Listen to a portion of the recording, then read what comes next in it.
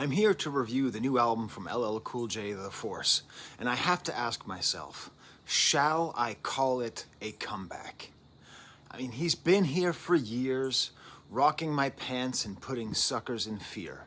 But is this an actual comeback? If you don't know, I'm being cute. I do this thing where I make jokes and people don't know that I'm joking. So I know that I'm quoting the song Mama Said Knock You Out by LL Cool J from 1990, produced by Marley Marl, which I think is maybe the second or third best song in the history of rap music. Okay, that's how much I love that song. But it starts off with the lyrics, don't call it a comeback. And so basically every time I think about LL Cool J, I think, don't call it a comeback. What does it mean that line is so ingrained in my head? And what would a comeback look like? And what do you call an album that's a first album after 11 years? Of course it's a comeback, but what does an LL Cool J comeback look like? And more importantly, now that LL Cool J has been around for 40 years rapping? No, wait a second, 30 years. No, 1984 was his first album. I got to do the math. Yeah, that's 40 years. Now that he's been dropping albums for 40 years, what is LL Cool J? And let's just start off with a couple things, Let's just ask some questions and answer them as we think about this album, which, spoiler, is really, really good. When I put it on, I didn't expect to like it. I thought maybe I'd think it was okay. A couple good songs, a couple love songs, and a smattering of producers doing stuff, a smattering of kind of lame guest appearances. I expected there to be some Migos on there or something. I just kind of thought, I don't know what this is going to be. It's not going to be great. And then I hear it, and I guess I'll say my mind was blown. I don't like using that term, but I was really surprised how good it was. But for LL Cool J himself, he is one of the most popular rappers of all time. Let's discuss that. He is one of the greatest rappers of all time. Let's discuss that. He is one of the greatest performers of all time. He is one of the great trendsetters, and he is perhaps one of the worst trend followers. So let's see how all those things mix together and come together in this amazing album, The Force. Thank you for auditing the Always Positive New Music Review Show, hosted by a French professor. It's Sunday morning. It's nice out here. It's a little cold. The sun is just rising. I'm getting ready. My family's all asleep, so I got to get this video out here.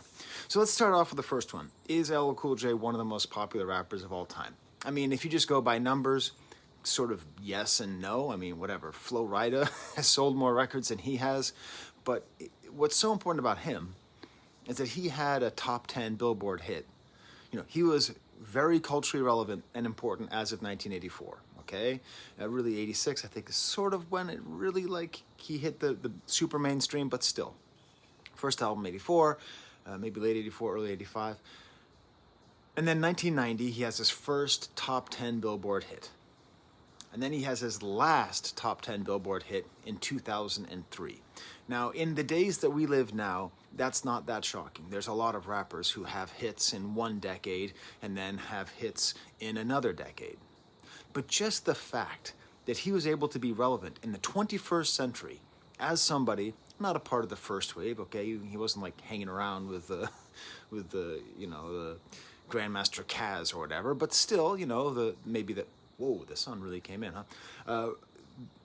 He really was a part of the first sort of popular generation of rap music, of those early 80s. He is a real old school rapper, and yet he managed to have those hits in the 2000s. There was a time where it just seemed like rap would never allow anybody to age, ever. It's just how it seemed. It just seemed, thank you, Curtis Blow, for your service. You are now 30 years old. You may rot. Thank you, Fat Boys, for being so popular. You were a joke. We're going to let you go. I tell the story quite often. In 1999, Run DMC played at my college, a small liberal arts college in Massachusetts, in northern Massachusetts, and they played a free concert on the quad, and nobody was watching. Everybody was just watching by. And I walking by, I was like, hey, you grew up with these guys' music, right? But that's how rough it was. Now listen, maybe that's just an art thing. Maybe just the pioneers of a genre are sort of quickly let go. I mean, it's not like, I don't know. It's not like Little Richard was having big rock and roll hits in the late 70s, right? But still, this sense of longevity, it was really important because he was always, in my mind, the great exception. Now, of course, we have Jay-Z and Nas, who are still relevant, and Drake and Ye are the greatest examples because they managed to not only have successful albums, but they managed to actually dictate and lead the culture. And because that's one of the main things, is that because rap music is often so based on youth, you can't be over 30 and lead the young people unless you're Drake or Kanye West. So he is one of the most popular rappers of all time by that metric. Is he one of the great rappers? Now, first of all, I need to tell you, the term GOAT that everyone throws around, and now we throw on indefinite articles. We say things like a GOAT. I'm a linguist, so, but it's fine. It's usage, I guess. But you can't be a greatest, but that doesn't matter. You're either the greatest or a greatest. But still, the term GOAT was introduced to me by LL Cool J. His album in 2000 was called The GOAT, and I remember seeing it on the shelves and going, who's calling himself a GOAT? Because back then, the term GOAT was sort of like a derogatory term for like somebody who did something bad. And then I read it, greatest of all time. Okay, so he made that claim. He made that claim back in 2000. He's not. He is not the GOAT, and I'm not even sure if he is a GOAT. I think of it in sports terms. He's not Michael Jordan or LeBron James. But to switch sports with my metaphors, he likes to wear his Yankees hat. So even though he's from Queens, he apparently supports the Yankees. Sucks. What are you going to do, What are you going to do? I'm from Boston, so whenever I find out someone's from New York, I go, oh, maybe they're Mets fans. But anyways, LL Cool J, he's not LeBron. He's Derek Jeter. He's ridiculously stable, ridiculously productive, sort of a right time, right place kind of guy. If Derek Jeter were drafted by the Padres and played his entire career in San Diego, we wouldn't be talking about him the way that we talk about him. And I don't know if LL Cool J was born in 2001 as opposed to whenever he was born, and I imagine what, in the 60s, 70s? I think late 60s. He wouldn't be that guy. But then that's also an unfair thing to say, because part of the reason that they are in the right place in the right time is that they made themselves the right place in the right time. But that's the idea, is that Jeter is not the best at anything, but he is very, very, very good, very consistent, and very lovable, very charismatic. And that's maybe the thing that LL Cool J brought to rap that, even if you look at Curtis Blow, the first rapper signed to a major label, he was very charismatic, but he has nothing on LL Cool J, the sort of ease. Now, I will say, even as a Yankee hater, I have to admit that Derek Jeter was a pretty good baseball player in the playoffs. And I think in a similar way, I think when the books close on who is the greatest sort of rap beef artist, even now we're in the middle of this whole Drake and Kendrick thing, and it seems like nothing could possibly be better. I give you Exhibit A, my Kool Moe Dee cassette tape. Kool Moe Dee was just destroyed by LL Cool J, and I also bring to you my Can I Bus. Now listen, in both of these, I was rooting against LL Cool J. How do you root for the handsome guy? How do you root for the evil empire? How do you root for the Yankees? How do you do that, by the way? Aren't you ashamed of yourself? But how do you root for Kool Moe Dee? Against Kool Moe Dee or Cannabis with the ridiculously handsome, cool, charismatic, smooth, ladies love Cool James. Yeah, but he still won. So that's one thing I'll sort of add there, that he may not be the GOAT, but he might be the GOAT rap battler. Now, I say he's one of the great performers. I think that ties into his, when I think about a song like Mama Said Knock You Out or Rock the Bells, the way that he delivers those lines, I don't mean like lyricist, right? He's a good lyricist. He's not an amazing lyricist, but just the energy that he can put into it, the way that he can transmit his charisma. And I don't like his lovey love songs. I don't like his sex songs. I don't enjoy them. That's the one, I'll get to it, but that's one of the reasons why it took me a long time to appreciate LL Cool J. But he's really good at them. He really knows how to deliver them. He really knows how to seduce your girl. And also, he was in Deep Blue Sea. Y'all can pretend like Deep Blue Sea is a bad movie or a cringe movie. You get out of here. Deep Blue Sea is a good movie. I just said that. My head is like a shark fin. It's a good movie. It's funny, it's engaging, it's scary. He was also probably the best part of Halloween 20, H2O. Anyways, he's an interesting guy because he's like the permanent host of whatever award show you want to have. He's this sort of ambassador. But I don't feel the same sense of loss that I feel with other rappers who've taken that position. I mean, the other great example is Snoop Dogg. But with Snoop Dogg, it's different because with him, I remember being viscerally afraid of him. I remember him being a terrifying, like, figure of American crime and nefariousness and, you know, being a gangster. And the way that he's just been continually nerfed and nerfed and nerfed and nerfed until he's essentially a big teddy bear that everybody loves. A similar thing happened with Flava Flav. As a white guy who pays a lot of attention to American popular culture, it's hard for me not to feel like there's some kind of racist horse hockey going on, sort of defanging and repurposing people and embracing them and allowing them to turn into cartoons. That was never LL Cool J. He's always just been the guy with the killer smile who can just talk to you and who can steal your girl if he chooses to, and you'll thank him for it because he's just so easy, smooth, and charismatic. He was always like a pop guy. He was always like, his transition to rapper and actor was not like, oh man, they got another one, huh? Is Ice-T playing a cop on television? God damn. Cop Killer is playing a cop on... Cop Killer is now doing propaganda, you know? Oh. Now let's get into the question of trends. Before I attack him as a trend follower, let's establish that he is a great trendsetter. Somehow, in all of my CD collection, I think I own 5 or 6 LL Cool J CDs, but these are the only 2 I can find, which means I have to go to Record Archive and try to track down some LL Cool J albums. You know, Radio, one of the greats of the sort of mid-'80s, part of the beginning, the rise of Def Jam Records. A lot of people forget that Run DMC were not on Def Jam. Like, they were related to Russell Simmons, but they were not on Def Jam. Anyways, you know, LL Cool J, Rick Rubin's rock production, the way he delivered it, the kind of like mixture of rock and roll and rap, I think he did that as well as anybody. But really, we have to get to the heart of the matter with his album Bad, with track number 9, I Need Love. So I had a vendetta against LL Cool J for much of my life because I had a friend down the street. I call him Stumpy. And Stumpy was really into rap music as well. He got me into the Fat Boys back in the day. But he only listened to I Need Love. He would make me, we would sit there, we'd look at our baseball cards and trade baseball cards in his room, very idyllic. We'd sit there in baseball cards in the room, and he would just straight up play I Need Love over and over again. And it was on cassette, and he would rewind it. And I hated that song.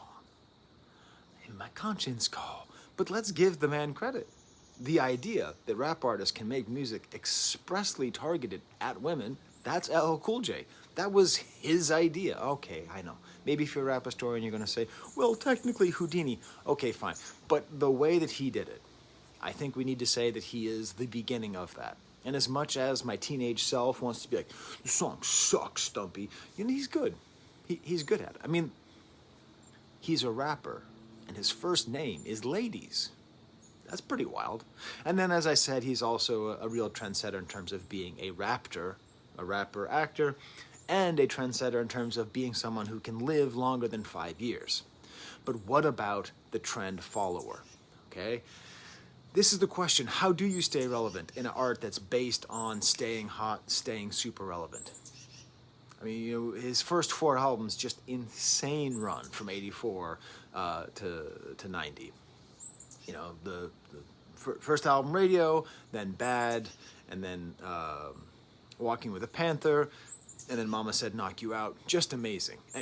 But the thing is, by 1993, by his album 14 Shots to the Dome, it already felt to me like he made the shift from trend setting to trend following. It was like the previous album, Mama Said Knock You Out, was this great album, all produced by Marley Marl, and it felt almost like the last gasp of old school hip-hop.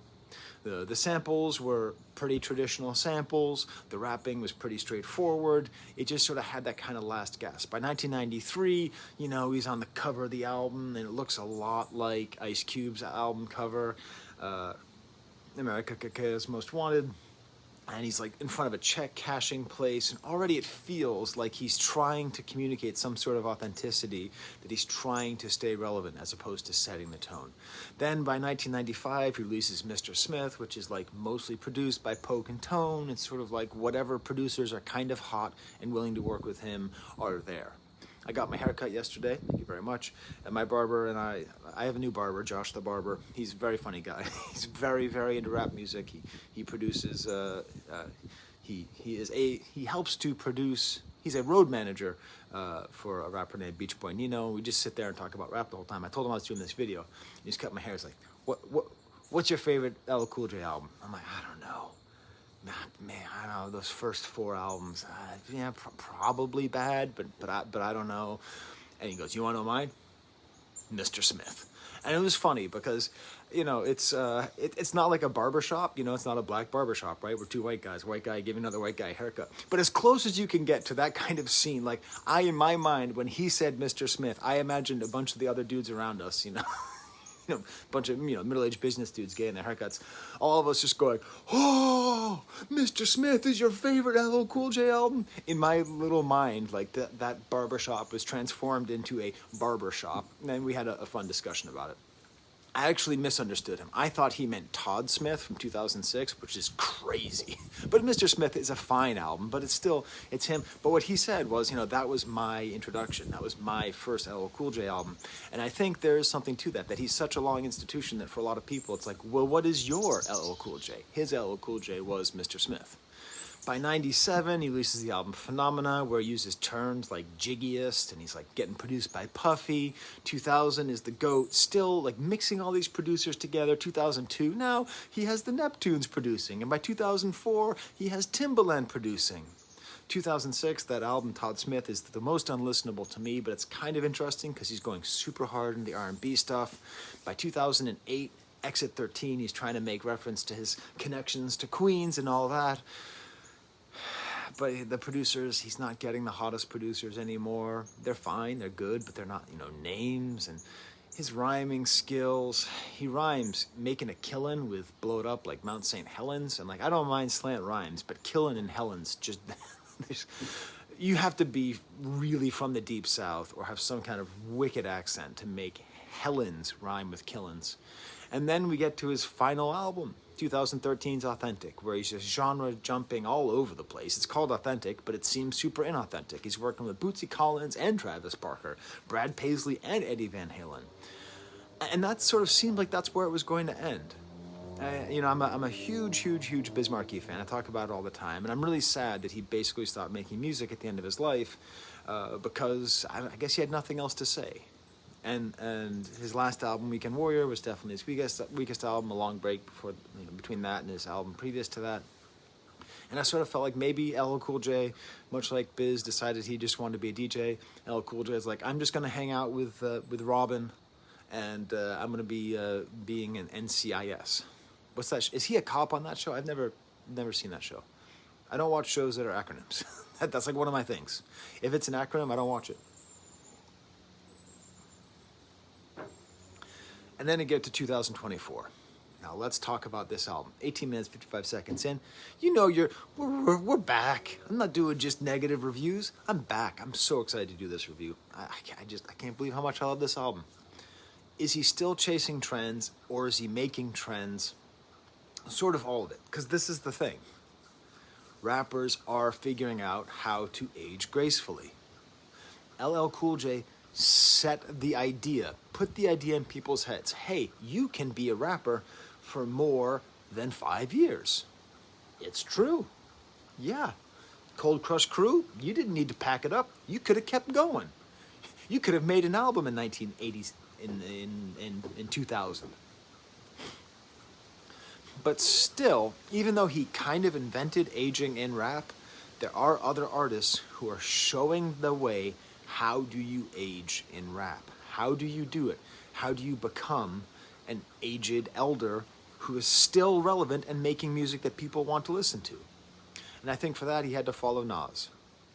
And so when I think about what Nas did, is he worked with one producer, which is, I think, the key to this album. What makes The Force so good?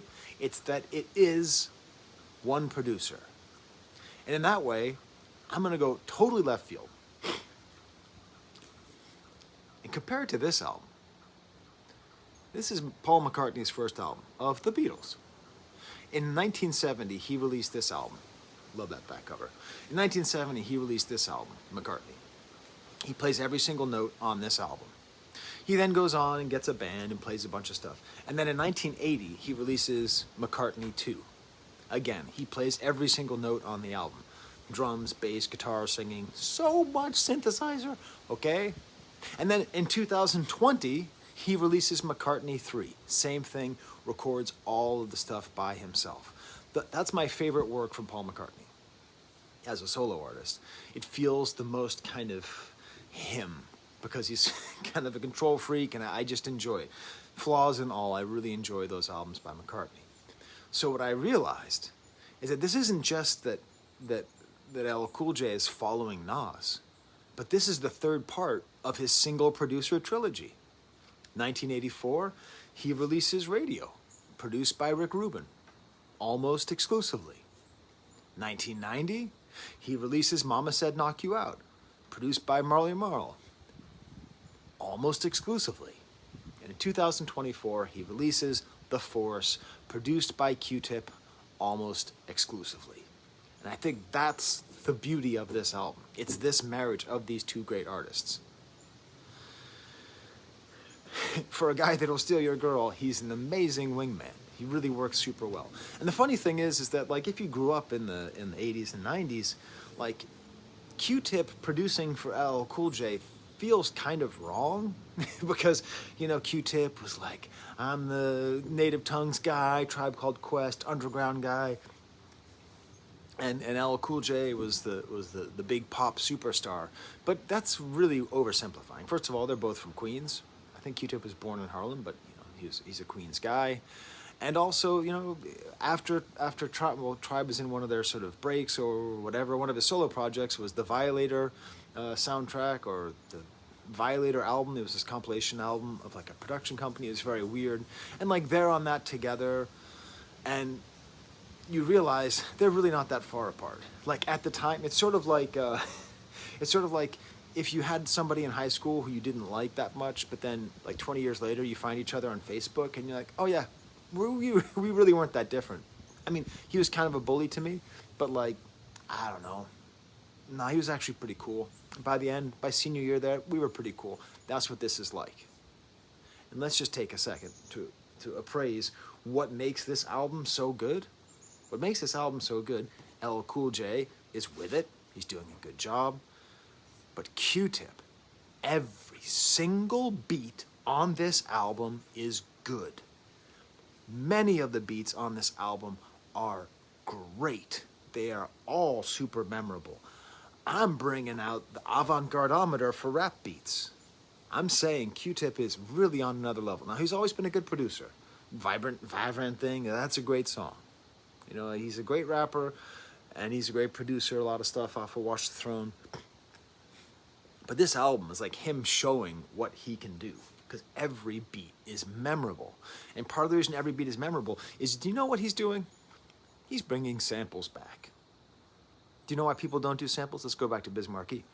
The album I Need a Haircut, Biz Markie samples Gilbert O'Sullivan. Gilbert O'Sullivan sues him and takes all of his money, and then all of a sudden rappers realize, okay, the fun's over. We have to move away. And then by the late 90s, you have producers like Swizz Beatz doing very simple stuff, great beats, amazing beats, but like really staying away from copyright stuff. So there's this clear kind of connection between sample, don't make money. So why not have a couple of old millionaires who love rap music bringing samples back? But Q-Tip does more than just bring samples back. You go on whosampled.com, one of my favorite websites to look for this channel. Very good site, if you don't know it. I actually am a member. Like, I pay. I see less ads. I'm a member. And almost every song that he samples, they show you how many other songs sampled the song that sampled. Most of them are one of one. Q-Tip, the legend. Q-Tip, the goes out to his mailbox and collects money every single day. He is digging in the crates, and he is finding some wild beats. And LL Cool J, Mr. doesn't get out of bed for less than $3 million, is bringing heat to every single verse. And that's the other thing about what LL Cool J is doing on this. He's writing more than he has to. He has songs where you're like, oh, that was a good song. And then he comes back and brings you another verse. He's also avoiding often when rappers, have been around this long, they make way too many references to their greatest hits. Way too many references, I'm the guy who rocked your bells. You need love, jiggly as well. No. He's not doing that. He's also not stuffing it with too many guests. It's not too much about the past, but he does tie it in to his relationship to the past.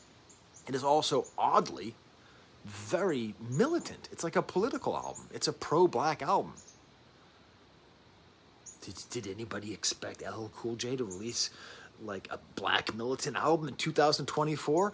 Put your hands down. You did not expect this. What the hell is going on with here? And the people who he's working with, he's not chasing the hottest rappers, okay? He's not chasing, he's not like getting Lil Durk on there. He's working on with people who really want to work with him. So let's go through this album. I'm gonna try to go through. It's just so good. If you like what you see, smash the like button, subscribe. You can buy my mug. It's a good mug. Just hand wash it. If you don't hand wash it, it'll go. We got the birds out there. That's a cardinal right there. I think. All right, let's go through the album. Starting on the album with The Spirit of Cyrus.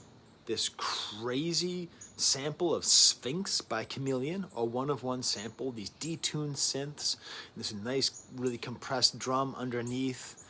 And then we hear the Warriors. Cyrus from the Warriors. Now, you've heard the Warriors sampled 1,000 times in rap music. Can you dig it? But that's not what this song's about. This isn't about can you dig it. It samples a very sampled thing, but does not sample the most sampled part from that most sampled thing. Okay? Very cool. Very interesting idea. It's about there not being enough cops to stop them from doing what they're doing. And I think this song is about KILLing the police? Did LL Cool J? This isn't like just a Black Lives Matter thing. Because the badge is the mob, a big blue gang. How do problems get solved? And then the chorus is, I'm a black vigilante. And then Snoop comes on and says, what does he say? Don't try to apprehend me. I'll black and blue your whole family. Blood is the appetizer, LL Cool J. Blood is the appetizer, death is the entree, exit wounds is ugly, the entry wounds is clean. God damn, LL. You can still rap. We both know the reason why it's open season. You promoted treason, you hold an evil allegiance. Guilty of malfeasance, you ignored my grievance. If you would have listened, it's your death we would prevent. It would not have become a homicidal disagreement. We both know I'm right, but you label me an extremist. I'll stitch you effers up and make the murder seamless. A killer is tailor-made. I'm dressing up the demons.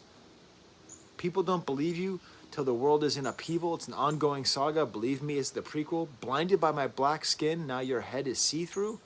The ones I kill first, they are just a preview. Meet me in the mountains, let's play a childish game. I'll hide while you seek, then we'll go up in flames. Is this a reference to that guy who like had that shootout in LA? Who like killed a bunch of police officers? I don't know, man. I don't know. All I'm doing is trying to read the text. Anyways, and it's a great song. It's a great beat. great rhymes, even if it's not about that, even if it's just a general, I'll kill you because I'm such a good rapper, it's great. And then the way it's produced, the way Q-Tip produces it, it's so great. It leads right into the next song, The Force. I love the goofy 90s cover, the goofy idea that stands for frequencies of real creative energy. That's that like goofy 80s stuff where, like, speaking of acronyms, just getting really into like goofy ass acronyms. I like it. Witty, unpredictable. Super aggravating beat with these buzzy synths and this vibrating rhythms, and then it breaks so sweetly.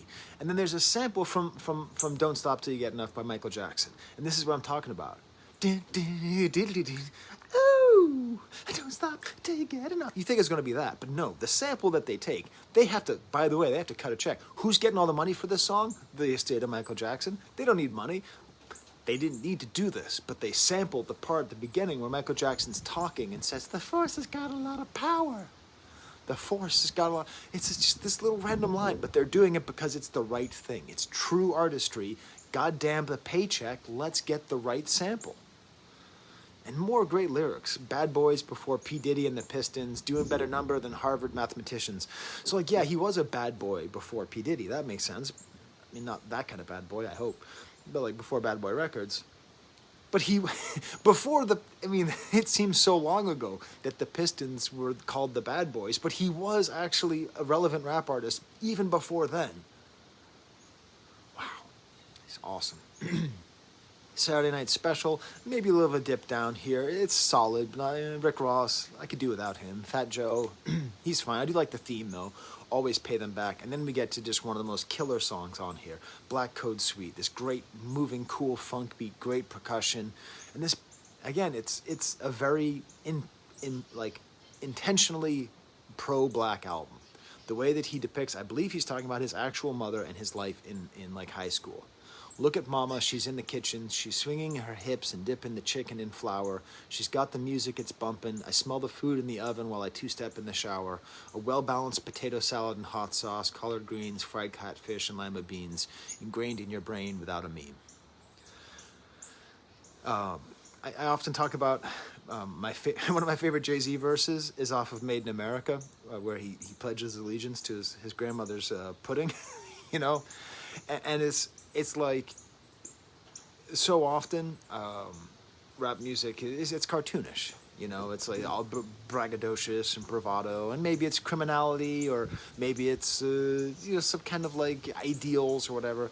But this is an amazing slice of him remembering his life, ingrained in your brain without a meme, talking about his memories, talking about this, showing appreciation for his mother, talking about the food that they're eating, which is all, very intentionally American soul food, black American soul food. And then it's like, just when you think it's getting too syrupy, the back half of the verse gets killer. Your body swaying, you listen to what I'm saying. I don't want the AKKK to stop, to commence to spraying. And then he's talking about reparations. And then and if the tables ever turn, nothing can save him. Hey guys, I'm just speaking to the white people here watching this. That's us. If the tables ever turn, nothing can save us, right? That's the whole idea. That's the one of the big concepts that promoted white supremacy was the fear. Now, numerically, obviously, it doesn't make sense, and it's whatever. But still, it's a fascinating militant thing to say. And then he goes on and just puts himself in the continuity of excellent black artists, from Duke Ellington to Miles Davis. And then he says one of the wildest things. The only crossover I support is Kyrie. He's saying he supports Kyrie Irving. Kyrie Irving, who, listen, nope. I'm not saying, but nope. Don't support Kyrie Irving. No. I mean, he's saying a lot of really, really dangerous and not helpful stuff. But at the same time, it's for him to support it, for Mr. America, for Mr. Smile America to be supporting Kyrie, that's pretty wild. WEB mentality, I'm Biz going off, I'm Diana, I'm the boss. Thank you, LL Cool J, for putting Biz Markie on the same plane as Duke Ellington. He deserves there. On the underground Harriet, the swing low chariot, and then he just ends with just saying, I'm black. And, hey, it's awesome. Just what a simple thing to say. Just saying it. Now, fascinatingly, it goes in this whole other bit where Sona Job is this singer from, God, I don't know where she's from. I meant to write it down. But these guitar lines are kind of killer in Spanish and talks about following the black code. Stay tuned to my upcoming video on Ka and his album, The Thief Next to Jesus, where we will be discussing the black code as it was written in France, which is very different than what he's saying here. And then we get to the song, Passion. It's a Rod Stewart cover. I get one joke per video. I'm done. Crazy awesome shuffling drum beat, smoky clabs playing. They're actually DJing on the word passion, and that's the thing. I think that's why he's making this album. I think LL Cool J is making this album because he is a rapper who wants to make a good album. I think that's what it is. Really strong rapping. You need a new team like a girl at the BBL needs new jeans. Funny. And then he goes after Tony Montana. Thank you, LL Cool J. Okay? It's a cliche of the genre of rap music, especially if you used to watch Cribs back in the day. It didn't matter who they were. Every single rapper had a copy of Scarface or a poster of Scarface. But you gotta watch the whole movie. Tony Montana Blueprint is useless. Some people ignore facts. I love Scarface, but that when the chainsaw fell on the mat, we act like we don't see that. That is the end. Then we get to Proclivities, one sex song. One sex song on the album, one song for the ladies, but it's so well produced with this great janky beat and the synthesizer sounds that Q-Tip has saved it. Q-Tip has made an LL Cool J sex song that I like. Something that nobody has been able to do. Thank you, Q-Tip. And Saweetie sings on here. It's nice. She's kind of quoting Jiggly Baby. It's all right, the song from Walking the Panther. It's my least favorite style. It's my least favorite song, but it gets all weird. This little bass solo at the end. Q-Tip, he's doing some great stuff here. I have a newfound appreciation for Q-Tip's production, and I have a refound appreciation for LL Cool J as a rapper. And then we get to Postmodern. This album is stacked with great songs. Weird sample of Bob Smith, the Wishing Song. And the way he samples it, if you actually look it up, he does it the kind of Jay Dilla style, where he samples it from different places and then puts it together, right? I mean, they work together, right? So, it's just great. Amazing sampling. Just amazing sampling. Weird and cut up and just how. And is LL Cool J staying true as an art form? And Q-Tip's on the chorus here. Postmodern, it's blasé, and we really is. It's just a great song. It is postmodern, and it's about postmodernism, and it's amazing this can still exist. Thank God rappers have figured out some way to turn 50, turn 60, and keep making great music. Then we get to 30 Decembers. When I saw this title, I thought, okay, here it comes. Here comes the things were better back in the old days, but it's not. It's him coming to terms with age. It's great odd samples, swirling guitar sounds. And it's about him going back to farmers. What? To farmers. What? To farmers. He's going back to where he grew up in Jamaica, Queens, okay? And he's taking the metro. It's interesting because I have very, very, very good friends who live in Jamaica, Queens. And the wife is a huge LL Cool J fan. And she's not into rap music. She loves LL Cool J. She apparently saw him at a restaurant, said he was very nice. But it's funny because they grew up pretty hard Scrabble in New York. And I always want to take the subway when I'm in New York because it's new to me and it's fascinating. But they're like, no, we work too hard. No. We took the subway. If you don't have to take the subway, don't take the subway. So every time I go to visit them, we get into a little fight because I always, they live pretty close, right there. I think on the F. I think it's the F line. Anyways, so it's an interesting idea, this super duper mega millionaire who never has to take the subway on the subway, and he's describing it, and the machine's not working, and the pissy steps. That's the thing, the subway often does, just smell like piss. And no tokens or nothing. It's changed all of a sudden, right? There's no tokens anymore on the subway. It's all with these cards. It's like I died and came back, different faces and different ages on their phones and computers. No one's reading the papers. My brother is a great artist, and he used to have a long commute in Boston, and he loves sketching people. And he's like, what stinks is that all people do is stare at their phone because they're always in the same pose. But the nice thing is they're totally tuned out, and you can draw them, and they don't notice. They don't get upset at you because they're just staring at their phone, and just going back. And he's just writing down what he sees. and about the nurse across from him looking pretty, and then a lady who's afraid of him because, he's a black guy. And he's just like going through all these remembers and how things have changed, how alienated he feels, how hard everything is now in the place where he used to be, how people are rougher and meaner than they were when he was a kid. And it is a legitimately meaningful, bittersweet song. Seriously. This album absolutely belongs with the great LL Cool J canon, okay? This is not in the phenomena category of LL Cool J albums. And if you want to defend phenomena, tell me in the comments. Run it back. This just feels to me like Q-Tip is like, can I do a really Q-Tip beat? And then he just said, okay, fine. It's a good track. Huey in the Chair. Okay, can I tell you something? So you know I love my CD collection.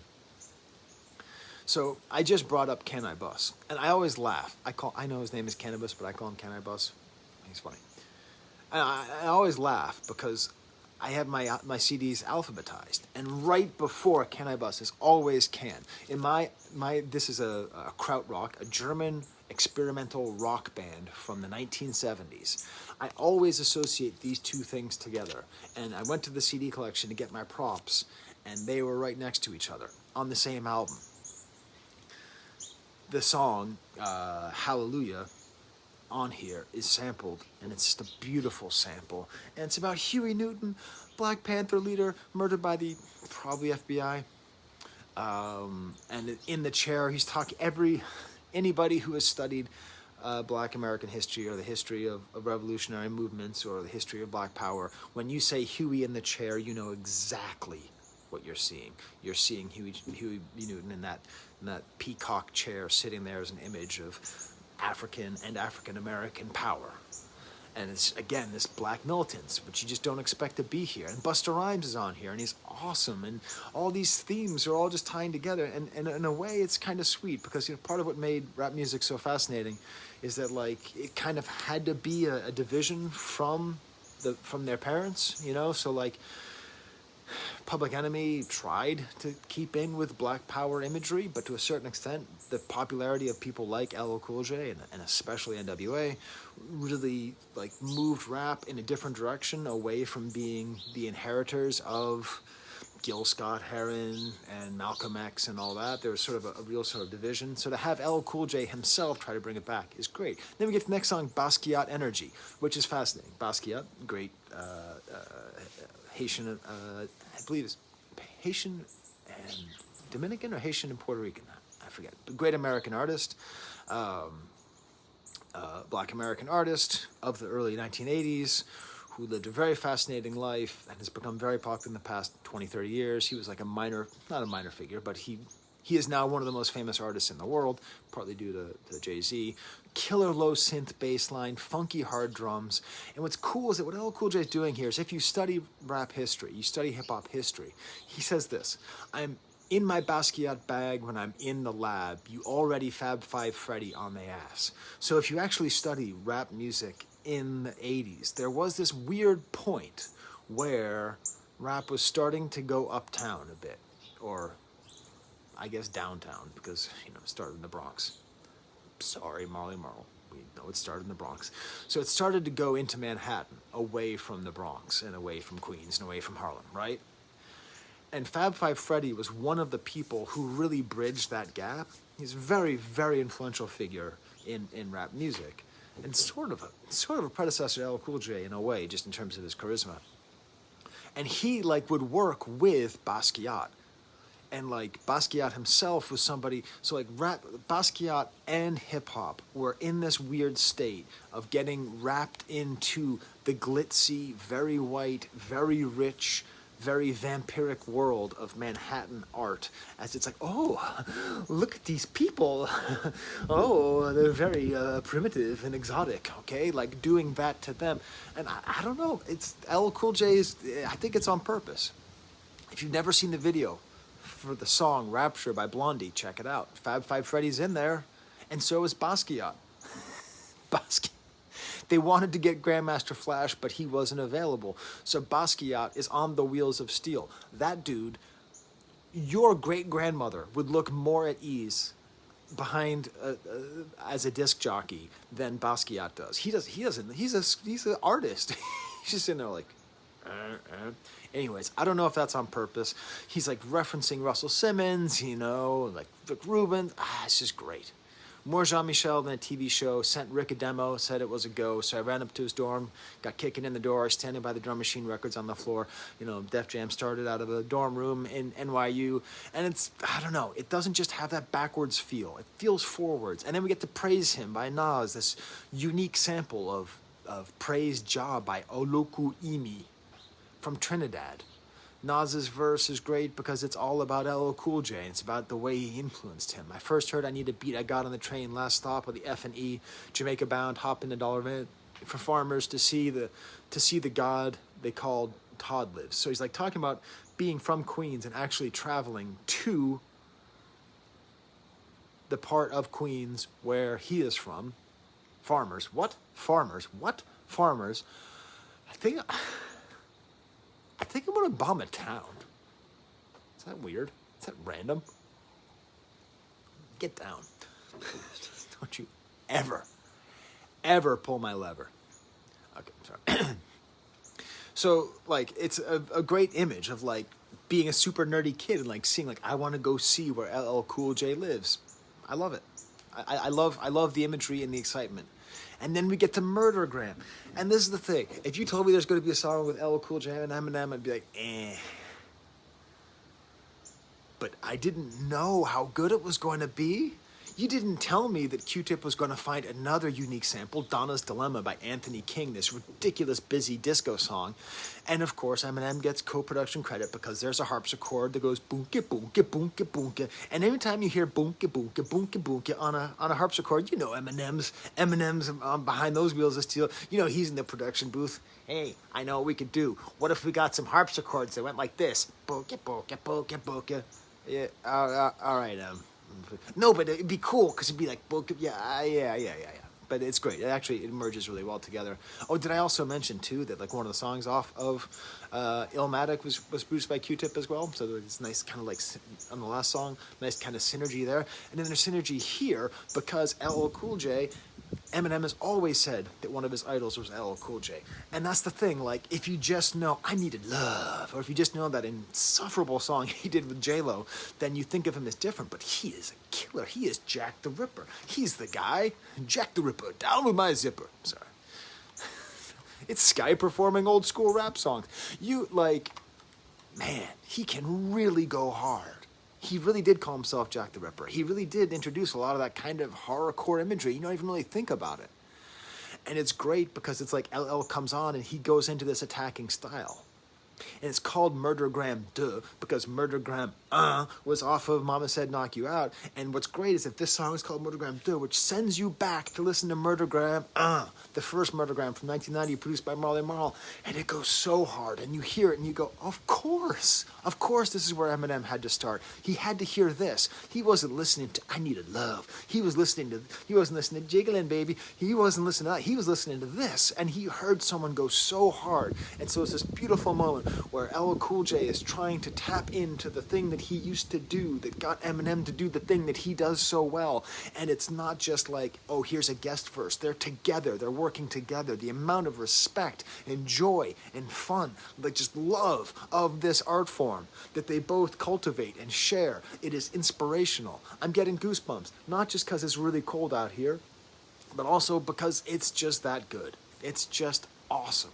God damn, this album's so good. Is this going to get all the Grammys? Hey, mate, please, can we give this all the Grammys? I know there's better rap albums, okay? I mean, Makami and Schoolboy Q and the Doechii album, those are all better albums than this. But as far as albums that normally get Grammys, can we see LL Cool J and Q-Tip up there collecting their Grammys? The album ends with a posse cut, which is sort of unfortunate because, like, the other rappers are very good. And I like the idea of putting people on, but it feels a little anticlimactic given the context of the rest of the album. But it's just great. It's like he's a mythological melanated progeny of royalty, spraying you with soliloquies. Gil Heron with the camouflage gear on. Ignorance is the virus. My ink is the interferon. dude, you got so much money to be writing such a good verse. You you're gonna host the Grammys and then you're gonna have to give yourself one. Your hat is like a shark fin. The last poet revolutionary with guns loaded, back to elevate the culture. That's my only motive. You know, Gil Scott-Heron was a great militant poet who is one of the predecessors of rap music with his music group, The Last Poet. So he's tying those things together and fighting ignorance. And he's talking about being a revolutionary and elevating the culture. And that's why he's here, which makes this whole thing being a posse cut make sense, because he's putting on other people. So he's actually helping out the culture in that way. Seriously. A really impressive album. A really impressive album by a legend of the 1980s. And I tried to buy the album signed because apparently he sold some copies signed, but it was sold out. So I'm going to keep trying to do that. And these Patreons help me to buy music. So thank you to my Patreons for that. They also help me buy diapers. Been buying a lot of diapers lately. So there you go. So thank you to all of them. And speaking of diapers, I'm going to go wake up my baby and make some pancakes. All right. Have a great Sunday, y'all. There's camera.